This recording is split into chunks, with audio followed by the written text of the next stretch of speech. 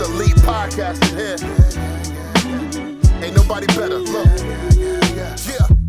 Listen to us every time we live in the side. When you turn it on, it's just defining the mind. If you feel it, our opinions is great. When everything we moving now with the state, turn us on. If the feeling is right, every opinion now comes from the heart. No time we move with a part. We in the radio, it's wrestling. Time's aggression. Here is the feeling in the prove. Get the lesson. And if you want to prove it to you now, here's the feeling in the time and everything that we did. Listen to the senators connecting it. Moving on everything that's pronouncing it. Everything we did in the time now with the testament. Here is the feeling when we live on the stage. And everything we do, turning the page. Nobody does it like us. The feeling when Yo, what's going on, ladies and gentlemen? It is I, the microphone messiah. I am joined by the Canadian destroyer, BT Brandon Tanguma. Y'all know what it is. It's a Friday. We have a lot to talk about. A lot has happened in the world of professional wrestling. Brandon, what's going on? It's going. Yeah, like you said, a lot of stuff to talk about.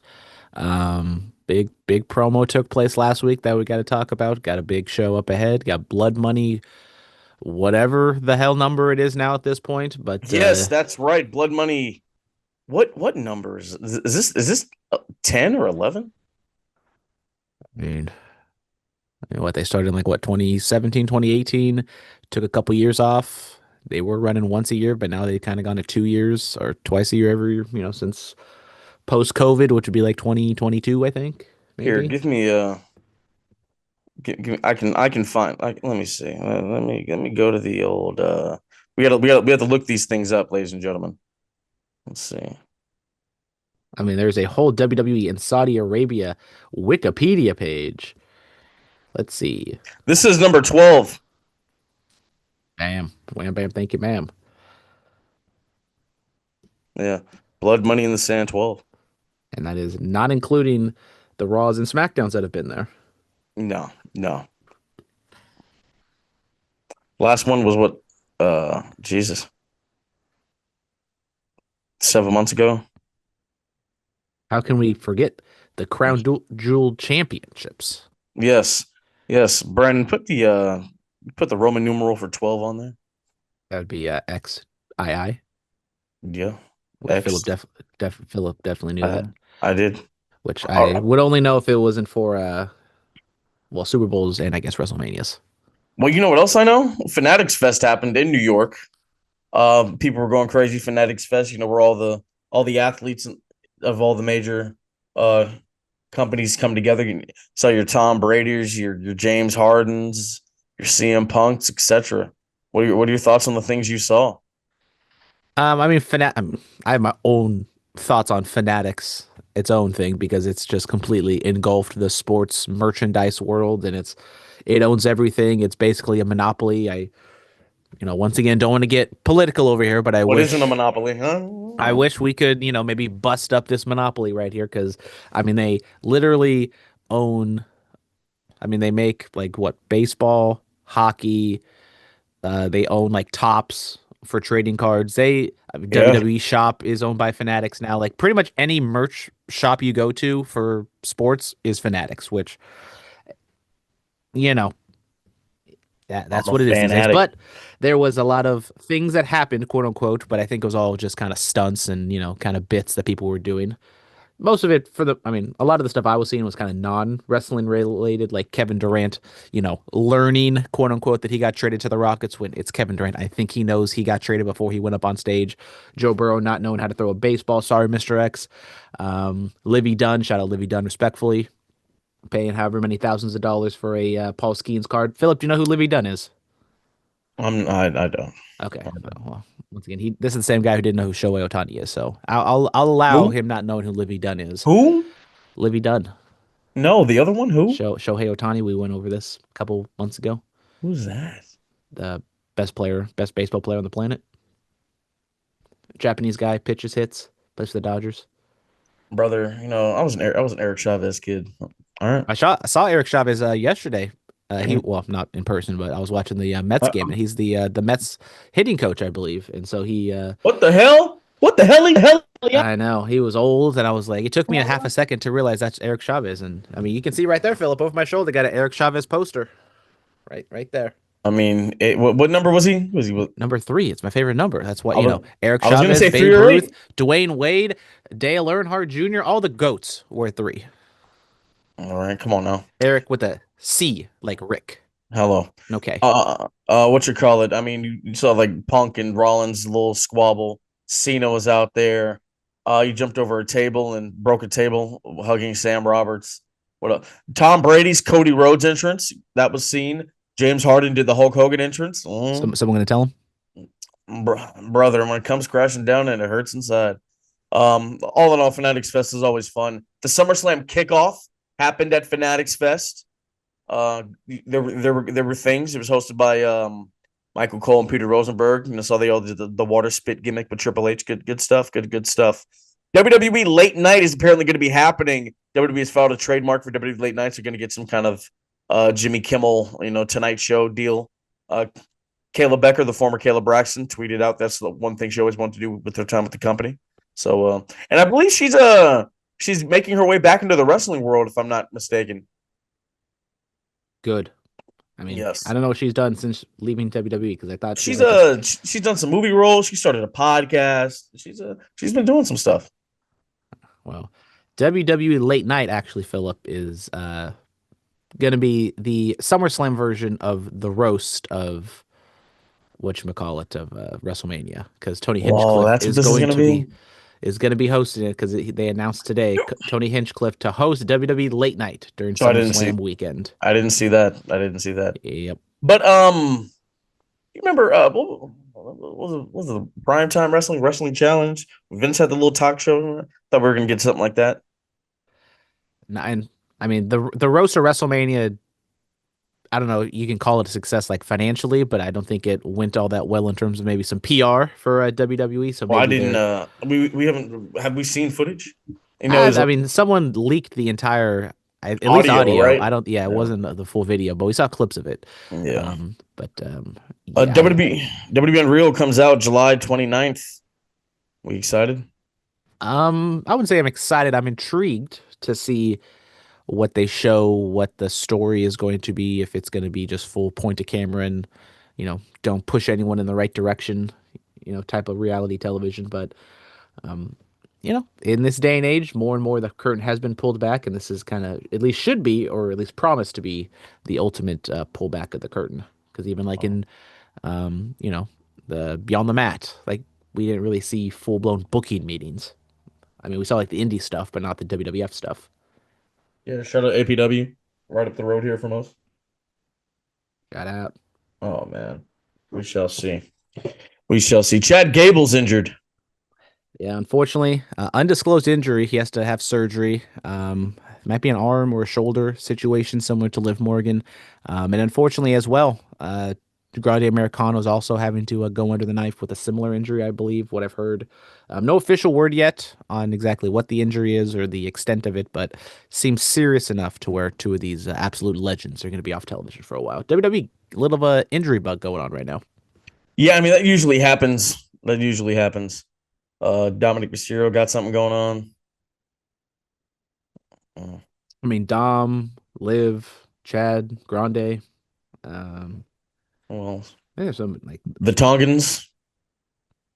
I mean, I don't know how much of Drew. I mean, Kevin Owens. He was on the Cody Rhodes podcast this week, kind of detailed that he's gonna be going into surgery in July. They don't know to the extent, but he did kind of talk about how he wasn't getting any of those like bad symptoms, but then all of a sudden he just got them all kind of like at once, like last week or something. So yeah, T's and P's going up to everybody. Speed of recovery for everyone. JR's cancer is gone. Yeah, big announcement from JR. He had colon cancer. He had a surgery for it. Seemed like it was pretty, low invasive to where he seems to be doing okay right now. And, we're 2 weeks away, I believe, from All In. And definitely JR is going to be looking at that date to possibly call a match, which should be a lot of fun. We shall see. Power Slap is tonight. I believe it's going to be streamed on I see WWE is going to stream it on their YouTube. That's going on 6 p.m. Independent professional wrestlers are entering the Power Slap game. Shout out to Black Swan, Hollywood Haley J, and of course, Big Toko, my dog, Ofa Atu, to the New Era Savage, Juicy Finale. Gonna be the big slapper, brother. That's gonna be something interesting. Make sure y'all tune into that tonight. We're gonna get into SmackDown. So John Cena and R-Truth is happening. It ends in a disqualification. Cena using the championship title. CM Punk's music hit. Punk comes out there. They're fighting. Cena kicks Punk in the nads, hits him with the championship over the head, and then puts him through a table. Sits on the top, or goes outside, gets a microphone, sits on the top turnbuckle, and he hits him with the Punk as you lay there uncomfortable, hopefully as comfortable as possible, and you go, wait a second. And he keeps going a little bit more than that. This guy's doing his own pipe bomb. What are your teas? What are your thoughts? I mean, I got a lot of thoughts. I mean, first off, R-Truth, John Cena. I mean, absolute terrible match. I pointed it out. But you realize that was the vehicle to get us to what we got. I get that, but also I said, like, okay, people want funny R-Truth. And also like maybe the political games of R-Truth kind of got himself over more than how the company wanted, and he's come back and I mean he hasn't done anything. But back to the pipe bomb, because that's what everyone's going to want to talk about. Let's start off with the positives. I like to be positive around here. John Cena, I think he finally tapped into like the heel persona that we've all been wanting him to do. He finally had like that, he wasn't the Scooby-Doo villain, just sneer and yell about the crowd. There was another promo early on where he kind of went after it. It was like Cody, Randy, and Jay or somebody. I thought that was like a good promo too, because he wasn't going after the fans. I thought his delivery, everything was really good on Cena's part. But the actual substance, the reason, and like the visuals, I was like, I don't know what they are doing from a political standpoint, from a storytelling standpoint, because CM Punk is one of their top baby faces they have, and they absolutely cut the legs out from him. And like I said the exact same stuff Cena was saying 2 weeks ago when I talked about, Punk going to Saudi Arabia. But it's one thing my dumbass sitting here on this podcast saying stuff like that than John Cena saying it on national television, international television, before, John Cena or whatever CM Punk's going to have this match. Well, I mean, yeah, that was the realism of the promo. I mean, and then there's footage of CM Punk in Saudi Arabia, and he apologized earlier today about the tweets and whatnot. But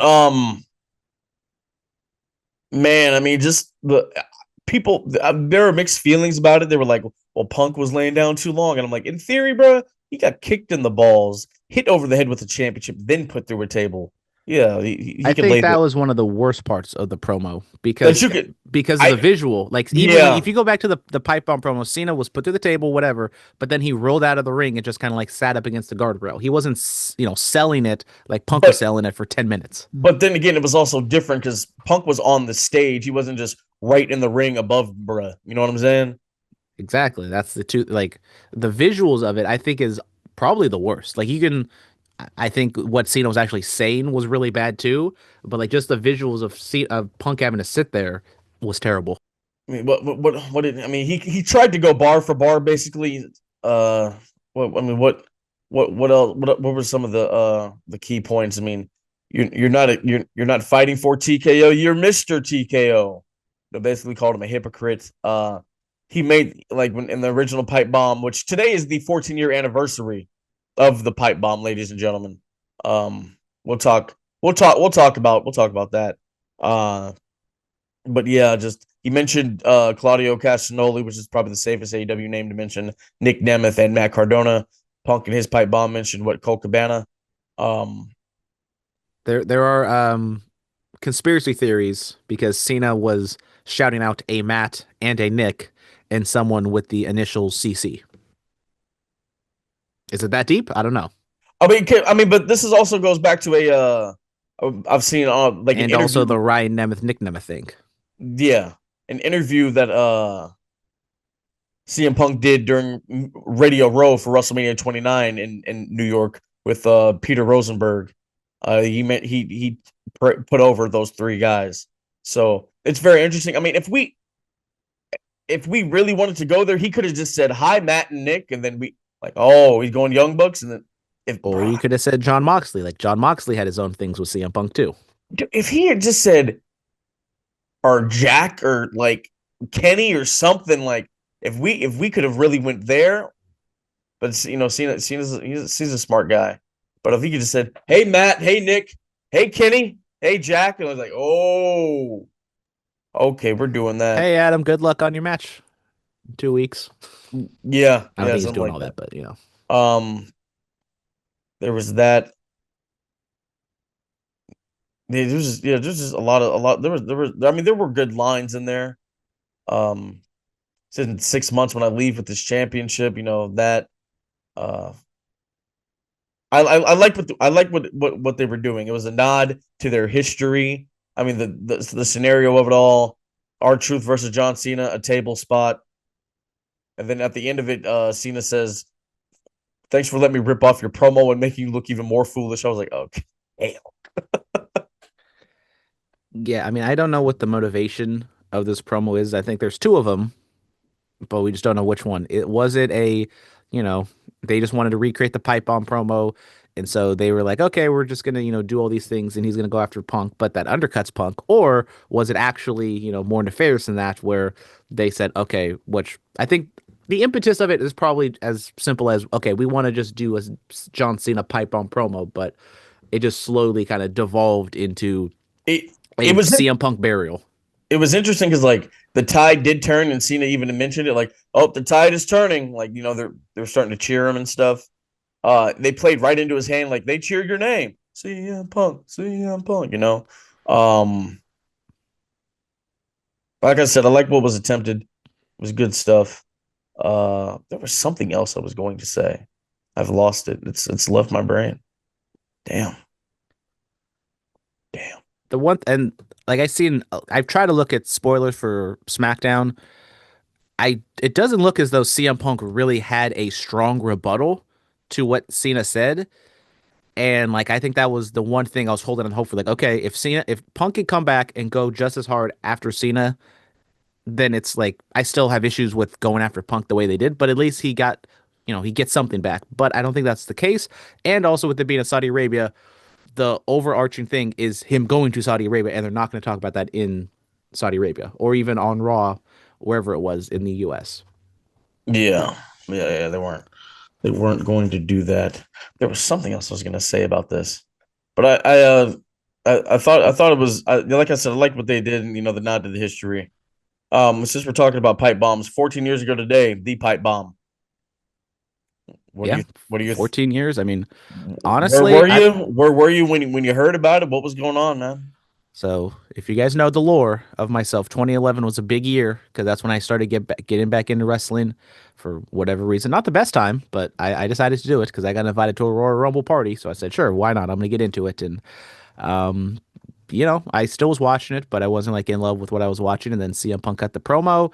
And it wasn't exactly the promo itself, just because at that point I was not an insider fan. I did not know what he was talking about. I thought it was, intriguing, but the CM Punk, the summer of Punk, I think definitely kind of made me fall in love with Punk, and kind of my love for wrestling kind of grew from there. So if there was no pipe bomb promo, or there was no summer of Punk, I don't know if I'd be on this podcast right now. Man, I mean, I was. You're young. You're on the internet. You kind of agree with opinions until you smarten up. Yeah, WWE's not good right now. I was rocking with Cena. I was favoring TNA over WWE, and then I remember, bro, I was living in Pensacola, Florida. I turned on Monday Night Raw. That boy cut that pipe bomb, and I said, "Oh my god, this is this is fantastic." And I'd always liked Punk, but then he became my guy that night. That June 27th of 2011, as he sat on that stage in Las Vegas, Nevada, he became my guy. Yeah, loved it. Loved everything about it. Moving on, Randy defeats Sammy in the semifinals of the King of the Ring. What are your teas? What are your thoughts? What are your thoughts? Match was fine. It was solid. They didn't really play into the Sammy, turn, possibly, a little devil on his shoulder, which is Karrion Cross, which we'll probably get into Night of Champions. But um, Randy won, so they kind of made the inevitable what happened on Monday. But I think this one is much more up in the air in terms of who to go with, either Sammy or Randy. But yeah, I don't think there was a bad choice really. Personally, I wish it was Sammy because I kind of would have rather seen a in-ring wise Sammy versus Cody over Randy versus Cody, but the legacy that those two guys have together makes a lot of sense for why they picked that one. Baby, I'm priceless. Teddy DiBiase Jr. is going to be a special guest ref.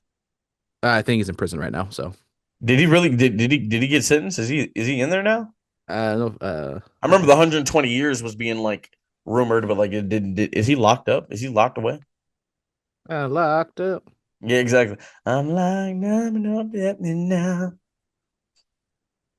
April 20th, 2023. That's No. well, I'm on his Wikipedia, and it's not saying anything quite yet. Not He's yet. Not convicted of yet. maximum penalty of 5 years in prison. Okay. Jacob Fatu, the United States champion, my commander Anus. I pledge allegiance to the Sole. He's out there with Solo Sikoa. Solo says, I helped you, Jacob. Nobody was messing with you. I put money in your pockets. I helped you feed your family. And Jacob said, you better get in where you fit in. The problem is this U.S. title. You done changed. You just wanted me here to help you for the fame, to get richer, and to be tribal chief. He said, I'm all about mine's blood. I'm like, oh, this man said blood on television. This is happening. Solo goes Quick to Spike. Ted DiBiase update. It looks like we're getting a trial on August 26th. Oh man, I hope it's streamed. So, Let's see what's going on. Yeah, gonna be bigger than OJ. Man, bigger than dead. Never mind. Yeah, Solo goes to Spike. When's the Diddy trial? I feel like that one's gonna be pretty big. That's still happening. Well, I don't see no clips. How come it's not live streamed? What are we doing here, people? They're trying to, because of how crazy it is. I don't know. I don't know why that's not being streamed. Actually, I don't know. I've read some things. I'm like, if these things actually were said in the courtroom, that's some crazy shit that was going on. Back to this though. Oh, what are we talking about? Oh, wrestling, yeah. Yes. Solo goes to Spike Jacob. Jacob catches the Spike headbutt. Jason Pateo comes out there, takes care of him. They clip out Jake's legs from under him. Big Jimmy Uso comes out there, handles business, and helps Jacob. Jimmy and Jacob standing tall over Solo and JC. Yeah, I mean, it makes sense to kind of link up Jimmy and Jacob just because Jimmy's not really doing too much. Jacob needs some sort of backup to take on the other two, at least Mateo and then possibly another person coming down the pipeline. Yeah, it makes sense. I do kind of hope they are kind of leaning, I think, a little bit into like Fatu's kind of catchphrases that he says, and I hope he doesn't kind of get turned into like kind of a one note, saying "yeah, did I mean," and all the other stuff he says, just kind of because that's what he says, like it's Tiffy time, like stuff like that. But Tiffy time. He's obviously he's in a good spot right now. Yeah, did I mean? LA Knight calls out Seth Rollins. Here comes Paul Heyman. I didn't realize he was gonna just keep being a wise man. I thought he was gonna get a new moniker. But nonetheless, he's out there. Heyman says if he doesn't leave, something bad's gonna happen to him at the end of the night. The dog in Braun Breaker, and then Bronson Reed come out there, and LA Knight fends them off with a chair. Yeah, I mean Seth Rollins, as much as a brand split is a thing anymore, it feels well, like he LA Knight mentioned it. He mentioned kind of that we're all over the place. Yeah, he's more a SmackDown guy than a Raw guy at this point. At least feuds he's got going on. I mean, LA Knight's a fine first feud kind of for Seth Rollins if Rollins isn't going to be like in that title picture right now. It's a guy that Knight's over. He can lose, but he'll still be over once everything's done. No, it stops Naomi's cash in. Once again, a failed cash in, which seems to happen all the damn time. Yeah, that's kind of it's the thing they do, but it's kind of repetitive and very, They've been doing it for the crowd almost 20 years, it's bro. I don't know fake.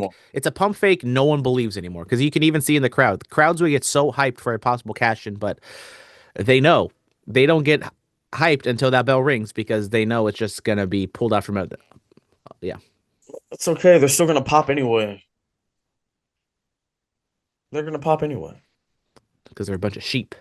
That's what Cena's been telling us, man. Oscar qualifies for the finals.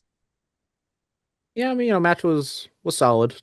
Two veterans in there. Oscar, coming back from a year-long hiatus with that knee injury, seems to not have skipped a beat.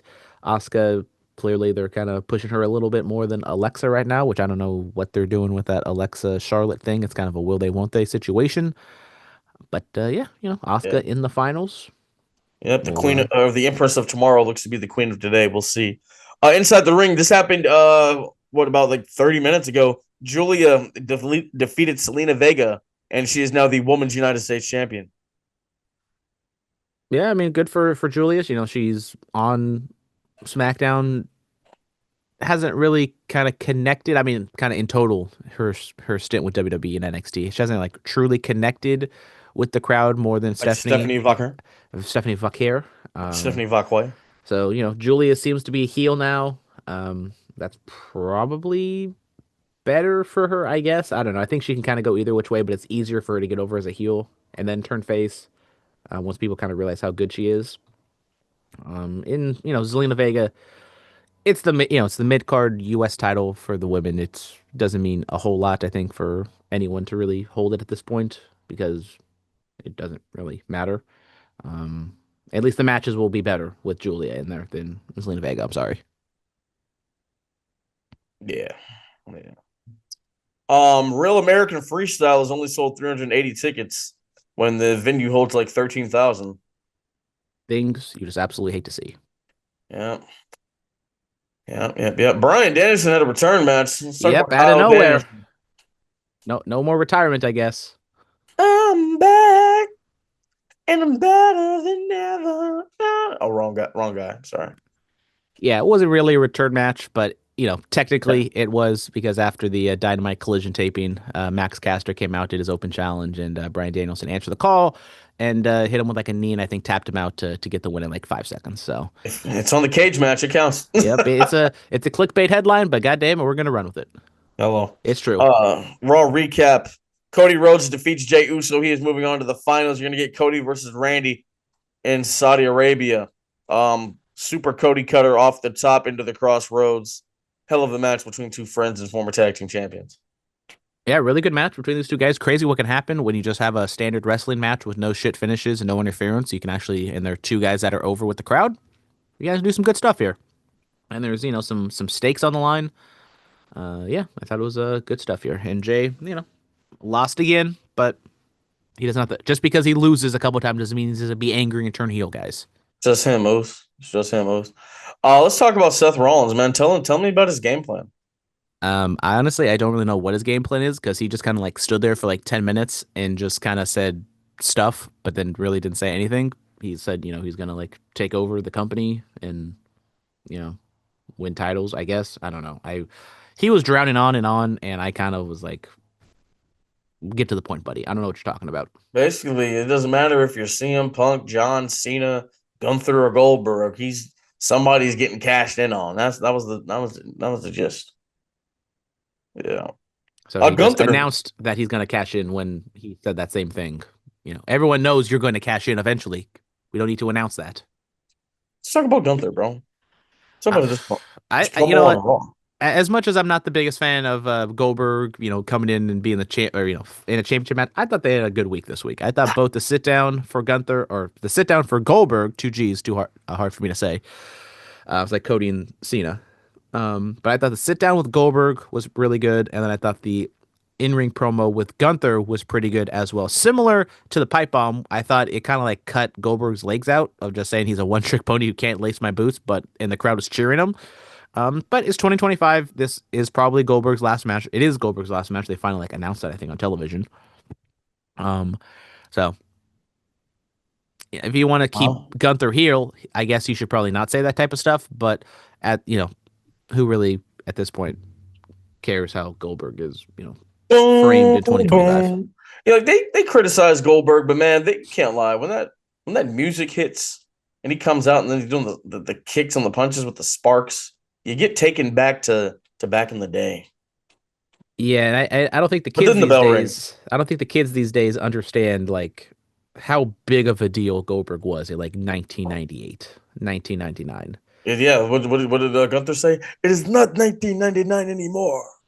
Because like if they ran with Goldberg and like obviously he couldn't win forever, but like if WCW is not WCW, they could have maybe stayed afloat.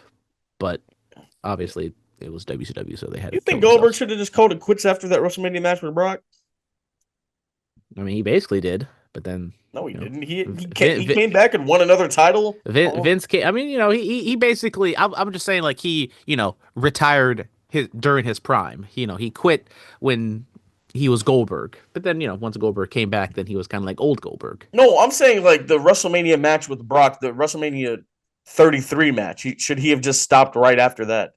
It was a 5-minute car wreck, and people were happy with it. And I will stick to my guns that was a great match. I mean, but the match was, I think, so good that you had a little more juice to squeeze out of that thing. And then what did he do after that? The Undertaker match, right? And people were like, "Oh, okay." It almost killed him. Yeah. It was both. It went both ways. Goldberg almost killed Undertaker, and then Undertaker almost killed Goldberg. Yeah. Because. All right, Jade Cargill qualifies for the finals of the Queen of the Ring. Asuka versus Jade is gonna be something. Yeah, this match was not great. I think there's been a lot of criticism, a lot of questioning about the future of Jade Cargill because of this match. I mean, she didn't show great instincts. I mean, there's already a weird matchup to begin with the big Jade taking on the little heel Roxanne. It's a simple story. Well, it should be backwards. It should be babyface Roxanne against, I think, big bad heel Jade. And Jade didn't show good instincts of like doing push-ups during the middle of the match. She did a kip up when she has a hurt knee allegedly. And there was like sloppy spots. No, she hit it and then did the kip up, and that's what because she shook her knee a little bit. That means she sold it. Yeah, yeah, to shake it out. Shake it out. Yeah, I mean, I don't, Philip. I know you might disagree with me, but how much better or how confident in you about Jade Cargill right now? Because I don't think she's improved much since signing with WWE, and we see these non-wrestlers come in the same amount of time she has, in like 2 years, and be much better. I'll give you my opinion once we see the Asuka match. Because Roxanne Perez is. I mean, I know Asuka's one of the best women's wrestlers ever, but I mean, if you can't have a good match with Roxanne Perez, I mean, what are we doing? Yeah, I'll give you my thoughts after the Asuka match. We'll see. Well, stay tuned next week for Philip's Jade Cargill status update. Do a Night of Champions recap, man. Lyra interferes in Becky versus Bayley. I hate to see it. I mean, we all knew this was going to happen. There was, shit finish just so we can have another match later on down the road. Week before, Becky didn't look great, or Bayley didn't look great. Now this week, Lyra doesn't look great. And then in this whole, the one heel is Becky, who is probably the most over out of the three. So I just don't know the psychology between these three right now, because neither Lyra and Bayley are very likable. And then there's just Becky kind of, in the middle, stirring the pot. Yeah. Yeah. Anyways, AEW Dynamite did happen. We were back in the States. We were in the outskirts of Seattle, Washington, which is why Bryan Danielson was there. We kicked off the show with Toni Storm getting attacked by Mercedes Moné. And just pretty straightforward stuff. Just kind of beat her down, choked her out, cut like not really a promo, just said like, I'll see you in Texas or something. And so after Toni got one up on Mercedes in Mexico, Mercedes got her lick back. So, no real storyline progression, but I think we'll probably get that next couple weeks. Then we had a Swerve and Ospreay tag match. They went up against some tomato cans. Swerve and Ospreay win, and they challenged the Young Bucks. What? They faced, was it Blake Christian and Lee Johnson? I keep wanting to say Lee Moriarty, but no, it's Lee Johnson. But yeah, so Swerve and Ospreay win. They challenged the Young Bucks at All In. Not official yet, but they want the Young Bucks EVP titles to be on the line. Now, does that mean if they lose to the Young Bucks? They're still EVPs?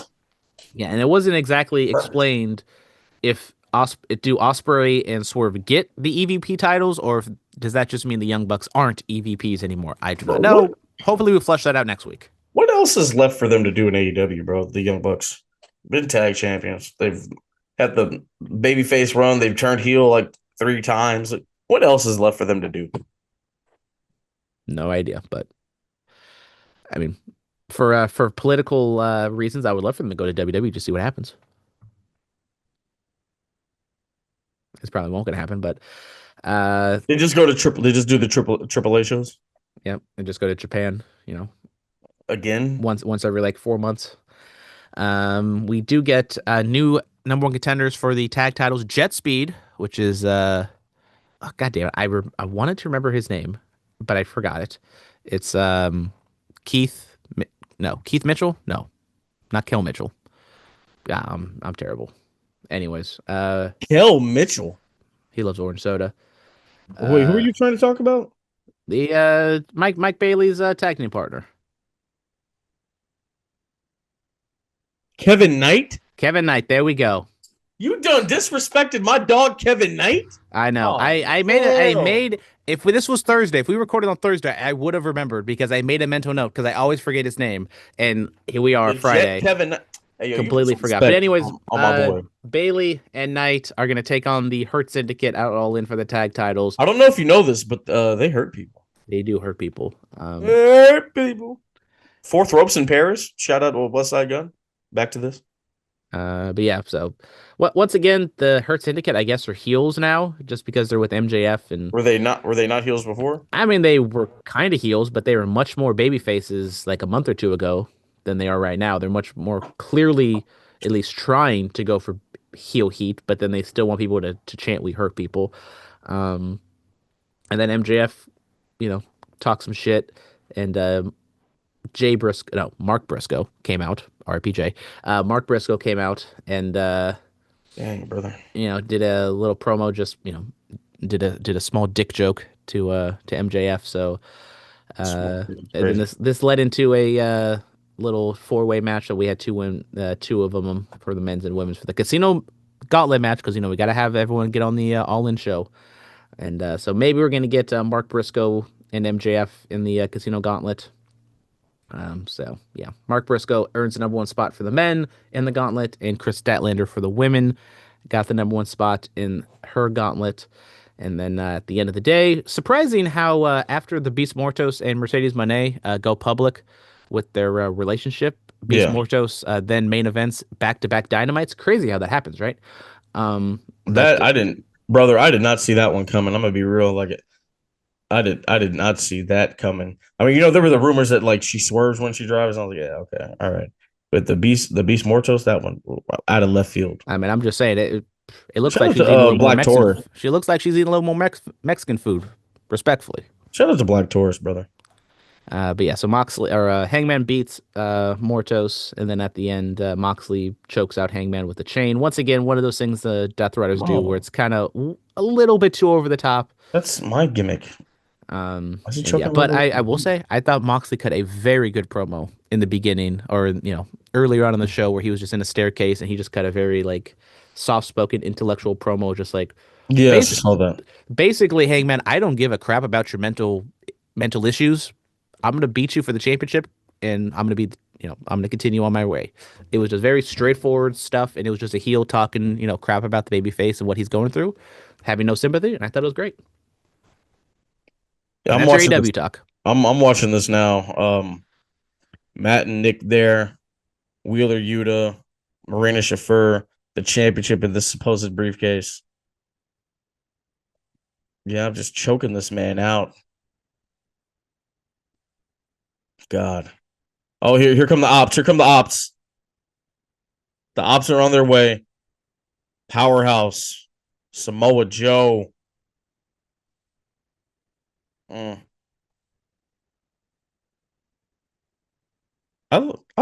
like it. I'm a fan. It's something simple to do.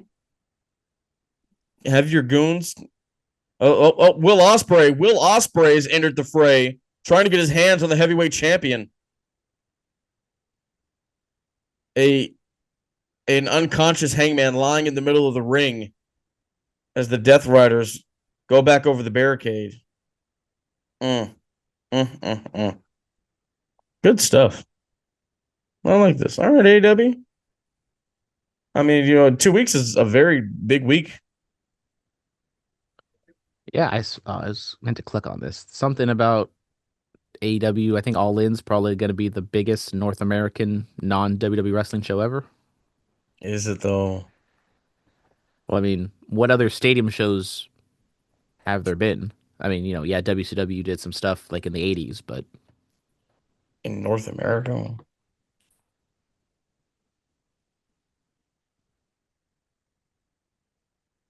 How big are they saying this is going to be?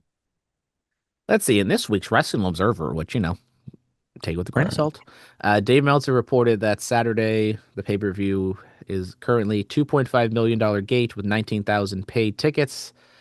It's a non-WWE North American record gate, and a record for the largest paid attendance for a non-WWE pay-per-view show in North America. Okay, so I mean, crazy that maybe like CMLL or AAA didn't do anything like in a Mexican baseball or stadium or something. But I mean, I think those tickets may be a little cheaper. So, yeah. inflation and all that stuff. But So this is the largest gate in North America. uh-huh. WrestleMania didn't. Are you Non WWE. okay? Non WWE. That's right. Okay. Well, yeah. Then yeah. Congratulations, guys. So Um. the largest non WWE show ever was WCW Slamboree in May 1999 in St. Louis, which drew 20,516, which I think they can pass. I think they can get up to 21,000. A lot of walk-ups or last uh, minute, ticket sales, whatever that is these days in uh, 2025. Because no uh, one uh. who actually walks up to the box office and gets tickets the day of the show. There are people that are not to the box office, but like they'll like be outside when the show starts and they'll be checking for cheap tickets. There are people that do that. Yeah. Let's get into it. Night of Champions previews. Mommy Rhea Ripley is going up against one half of the women's tag team champions Raquel Rodriguez in a Saudi street fight. Well, hopefully no one gets decapitated. Well, Actually, it's just called a street fight. I added the Saudi. oh, okay, okay. Yeah. But yeah, I think it should be a fun little walk and brawl. Get the "We Want Tables" chants. But I think at this point, maybe the "We Want Tables" chants might be my least favorite chant in wrestling right now, just because of it being so, you know, taken away from what's actually going on in the ring. At least like "This is awesome" is like kind of applauding how good the match actually is when sometimes it doesn't deserve it. But I think Rhea wins. I mean, just pretty straightforward stuff. Brother, wait, hold on. CM Punk is doing his impersonation of Thuganomics. Have you? Yeah, you haven't seen I this. have not seen that because I mean I talked about how I haven't seen him. He didn't get his lick back. This is Punk life. Oh boy. Wait, hold on. I need to see if we can find some footage of this. Hold on, guys. Let's try our best. Punk life. This is basic punkonomics. Oh, this is basic punkonomics. Let's see. SmackDown. Let's see what we can do. Can we hear some bars from CM Punk? Once again, I forgot. It says. SmackDown is 3 hours. Last SmackDown 3 hour show. The hopefully ever. Let's see. Tomorrow night, you're gonna lose to Kendrick, because bitch, you're my drink. Did you hear that? Unfortunately, I did. CM Punk, before you go, John, there's one more wish to make. Tomorrow night, you're going to lose to Kendrick because, bitch, you're my Drake. That's crazy work. Yeah, I think this is just one big political ploy to shove the proverbial dog shit in CM Punk's face right now. Because what people are going. It's official. CM Punk is the greatest on mic in professional wrestling history. Oh man, what else did Punk say in the? I'm trying to find some more.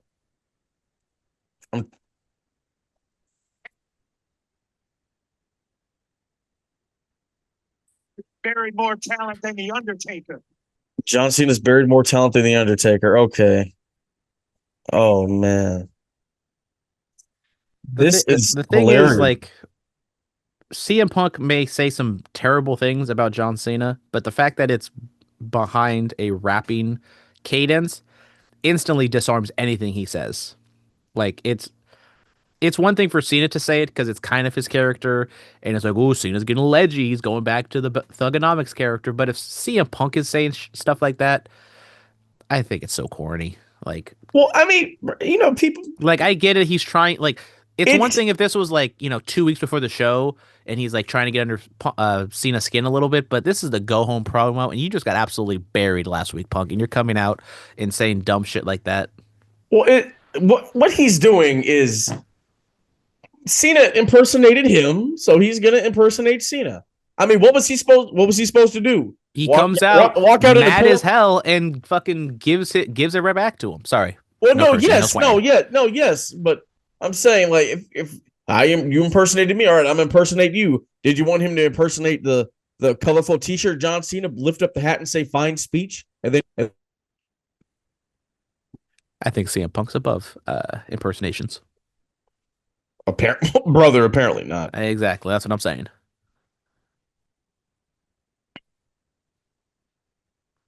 Just like that little person who came out dressed up as Daniel Bryan. Cubanomics is crazy.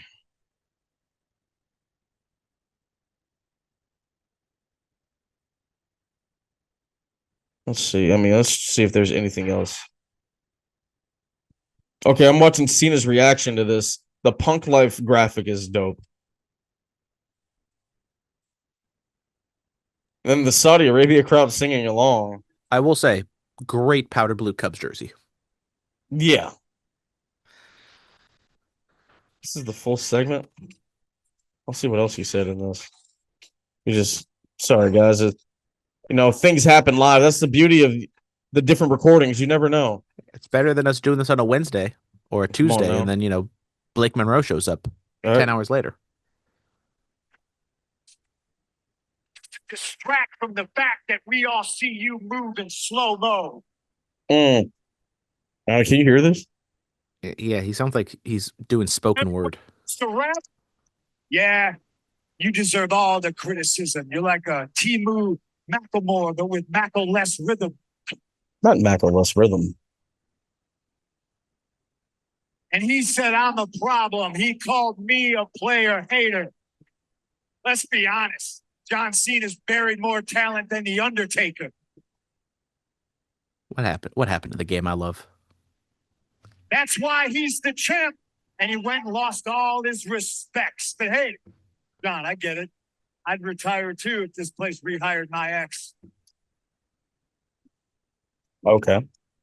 That was good. That's Nikki Bella, everybody. Ate your vitamins or fixed your bald spot, you wouldn't be a pro wrestler.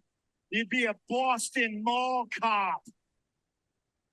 Oh, he got his ass. Hey, he gets good movie roles. That much is a fact. But then we see Batista act, and we realize that John ain't that. Same shirt, same hat, and your persona state tragic. You're like a fish belly white Hulk Hogan, but somehow more problematic. Oh. Okay.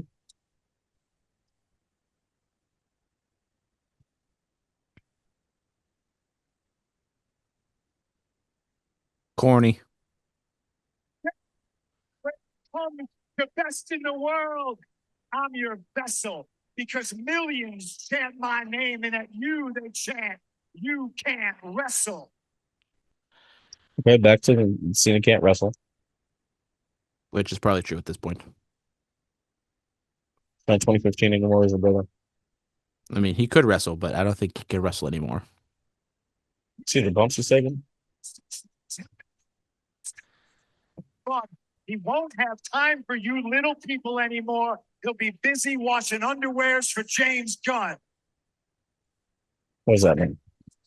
James Gunn's the guy who's in charge of DC. Okay. Yeah, there you go. You try. You still always be the Marine to me. Microphone left. You can't see me. Right. It's a hell of a catchphrase, John, but now it's all done because we all see you, and we're looking at a washed-up bum.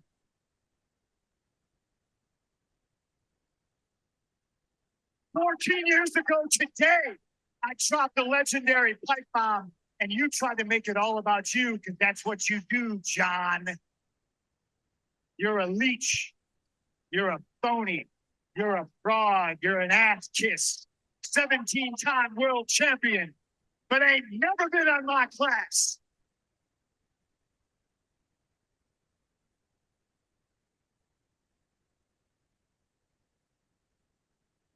It's almost over.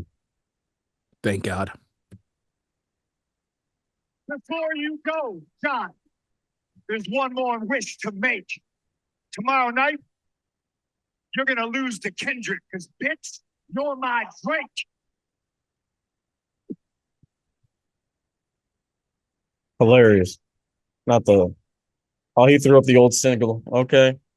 Yep. Okay. All right. All right. Well, that's the heist of champions for Punk and for Punk and Cena. What match did we leave off on? We were talking about Rhea and well, I gave my prediction for Rhea and Raquel. I think Rhea's are going over. It's simple as that. Let's get into the Queen of the Ring final. Asuka and Jade Cargill. I assume Jade Cargill's winning that. Yeah, I don't know if it's a foregone conclusion that Jade wins, because everyone is tied to their respective brands to go after for SummerSlam. And Tiffany and Jade doesn't make a whole lot of sense. Now, Naomi cashing in and Naomi against Jade makes some sense. So maybe that's the way they go. I would love to see Asuka and Io have a match at SummerSlam on a big stage, but I don't know if that's in the cards. And as down as I am on Jade Cargill right now, I don't know if WWE sees it that way. So, like, I'm not saying like the match on Monday was like enough for them to change directions. So I think Jade's probably still going to win. I see.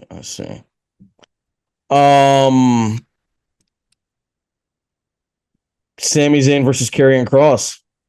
Could this be? Could Karrion Kross get away with the victory? People are talking about Karrion Kross because he doesn't take bumps. What are your thoughts? Yeah, my boy Wade Kelly reported on that, saying that he doesn't take back bumps, and so he does. If you watch, he really doesn't. I've noticed. Yeah, so everyone, I mean, it's a fun match if you want to just keep an eye out and just see how many back bumps. Who takes more back bumps, Karrion Kross or John Cena in this show? John Cena. Yeah, I think John Cena. I mean, I think I'd be shocked if Kross takes 10 back bumps, if five back bumps in this match. Bro, like, I saw he went to MLW and took Hammerstone's finisher. He didn't like bump. He like went on his knees. I was like, brother, that looks like that's gonna tear your shit up.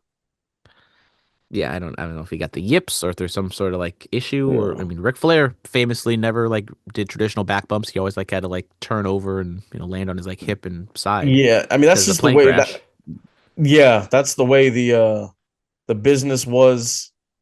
Kind of guys were landing like that. But have you like seen Flair in person? Like the hunched over and the walking, like indie wrestlers, bro, or wrestlers in general, bump correctly. I mean, we make fun of Hulk Hogan's. We make fun of Terry, but I mean, it's only a leg drop. But brother, that does wonders on your hips. Yeah. It's people want me to do the leg drop. I'm not doing that one. The King of the Ring final. Let's talk about that. Randy Orton versus Cody Rhodes. I think Cody Rhodes is getting past the Viper, and he's going on to SummerSlam. Yeah, pretty straightforward. I think it's going to be similar to Cody and Jay. Probably not as good in-ring-wise because of where Randy is in his career. But, yeah, I think Cody's going to win. I don't think it's, like, the impetus of a heel turn for Randy. But, I mean, you never know. Maybe they just do the same exact thing they did on Raw. Good fight, and then they embrace afterwards. Solo Sikoa versus Jacob Fatu for the United States Championship. You think Solo gets past Jacob? I mean, Hikuleo's been doing main event matches, I think, or he's been wrestling on shows that is not Raw and SmackDown. Yeah. So he's there. And I would not be shocked if he debuts in either costs or like attacks Fatu after the fact. But I think Solo, I don't know. Maybe Solo wins and then Fatu has to go on the chase. He has to get through, because I see like Saturday night's main event. I see like Jacob and Jimmy versus Solo and JC, or maybe Solo and Hikuleo if Hikuleo shows up. Like I see the potential to do some things. No, you don't see the potential. Yeah, I mean, I'm just trying to think of like, do they want Fatu to like lose it just to win it back, or do they want him to keep? Because I think you can't just have him lose it and then get it right back from Solo. I think you just have him either probably a crap finish in this one, and then you just run it back, and then Fatu can like definitively beat Solo, whether that's at SummerSlam or earlier. All right, the main event: We've talked about the go home promo. Oh, we didn't talk Sami Zayn carrying Cross, did we? We did, yeah. Okay, we talked about his back bumps, but I think, I don't know. Cross wins, maybe. Yeah, Probably not. Though. Sami Karen probably steals wins. it. Main event, the undisputed WWE Championship. The Second City Saint, CM Punk, goes up against the Never Seen 17, John Cena, the best in the world versus the GOAT. People have been saying, does Punk get one past big match John, and John wins it back later and becomes the 18 time, or does John just do what he's been doing, championship to the head, and we keep on going with the Never Seen 17? I thought. Hold on. I have to take a call. Keep going. I thought legitimately that there was a chance that maybe CM Punk were to win this match, or at least be the one to defeat Cena, maybe not in Saudi Arabia. But if you guys haven't noticed, I have not been a fan of what they've been doing to CM Punk this past week. So I do not think CM Punk wins this match. I think Cena wins. We move on. We do Cena and Cody at SummerSlam. No, I don't know what the second main event of that SummerSlam will be, because it is 2 nights now. Match, I think both guys will be motivated, but I think a motivated CM Punk is a little different than a 2025 motivated John Cena. So we'll see how exactly that clashes together. Seth Rollins is there, presumably. Maybe his cash in looms, and you get Punk wins, cash in on Punk with Rollins, and you can get Rollins and Punk for the title, and then Yeah. It can't. I mean, it can't be, because Cody presumably is going to win, so that Cody and Rollins, and then a Cena, Punk run it back. Also, I think I don't know if you turn Punk heel, but the crowd reception is going to be interesting, because I think in Saudi they're much more of a standard WWE crowd now. I think they're going to cheer for Cena and probably boo Punk. And maybe it'll be a more both these guys type, but if you had to choose one, I think they go after Cena. And this has not been a good week or month of PR for Punk. And so if he goes back to the States, I think his reputation, his character over-earnedness, is that even a word? But I just made it up, is definitely damaged. Because you go to these shows in the US, every time they pop up a Saudi show promo, it gets booed. And I think that's probably going to affect CM Punk. Yeah. Affect him how? I mean, I don't think he's going to be people are going to turn on him, but I just don't think he's going to be as hot as a character as he has been. I think Punk is such an interesting being, bro, that he'll be able to still stay the course. But then the other thing is, if Punk were to turn heel, I think his character would be much more interesting than what it is right now. So then you get to the fact of okay, is a heel Punk more of a babyface Punk for the people who would cheer him, or open to cheer him, or are not liking him right now? I don't know. I think they've definitely laid a complicated egg right here with CM Punk. Well, like I said, I think he's such a pivotal being that he will be fine. He will be okay. He can stay the course. I guess we're gonna have to wait and see with it all. But guys, that's gonna do it for our predictions for Night of Champions. I'm going John Cena. I'm going John Cena to retain the heavyweight championship, the undisputed title. There's a lot going on this weekend, ladies and gentlemen. If you're in the Sacramento Woodland area, Collectible Stampede is going down Woodland, California, Woodland High School, 4:30 p.m. There are championship matches for the Melody Mafia. Could Beatrice Domino become the inaugural women's champion for Collectible Stampede? And then, Sancho Ramirez going after the exclusive title. Make sure you tap in with that. And then if you were just around here in the Bay Area, man, on Saturday, Oasis Pro is doing a student show. It's $10, 6:30 p.m. That's when the doors are, 1275 San Pablo Avenue. You never know, man. Somebody wrestling at the student show could be on TV. We could be talking about them 2 to 5 years from now. You never know.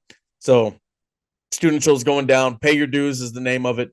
It's as simple as it says. Come pay your dues. Come excel at your craft and climb up the ranks in the game, brother. And then, of course, Oasis Pro Gang Warfare is this Sunday. We have got a hell of a show. We've got such a big show. I'm even going to be there. Yes. That's the real attraction. Chima versus Shash is going on. You have a scramble, Illumide Jinsavani, Gold Champagne, Big Meat, and Midas Creed. Brett the Threat versus El Fatale for the Pacific Seas Championship. Chris Nasty versus Mago versus Surza versus Crescenzo. What else? You have Halix versus Lida J versus Simone Reaper in a hardcore triple threat. Tag team action, the Pax Line versus the Bike Club. And then your main event is an 8-person elimination tag, ladies and gentlemen. If you are listening to this podcast, go check out the promo video that has been released. Somebody is about to join the Melanin Mafia. Somebody walked in on a meeting of ours. They found the fourth man, brother. They came to us. How are you going to find out? There's only one way to find out. Gilman Brewery this Sunday. Doors are at 4 p.m. The Made Man Mob, Alpha Zoe, DJ Fresh, Elliot Ray, and Maney going up against the Melanin Mafia, Beatrice, Domino, Cliff Hendricks, Sancho Demira. And you're going to have to wait and stay tuned to find out to see who that fourth man is. Thank you guys so much. Please enjoy Night of Champions. Enjoy all the wrestling that's going on in the Bay Area. Be safe, and just in general in the world. Be safe and stay dangerous. Thank you all very much. Yes, sir.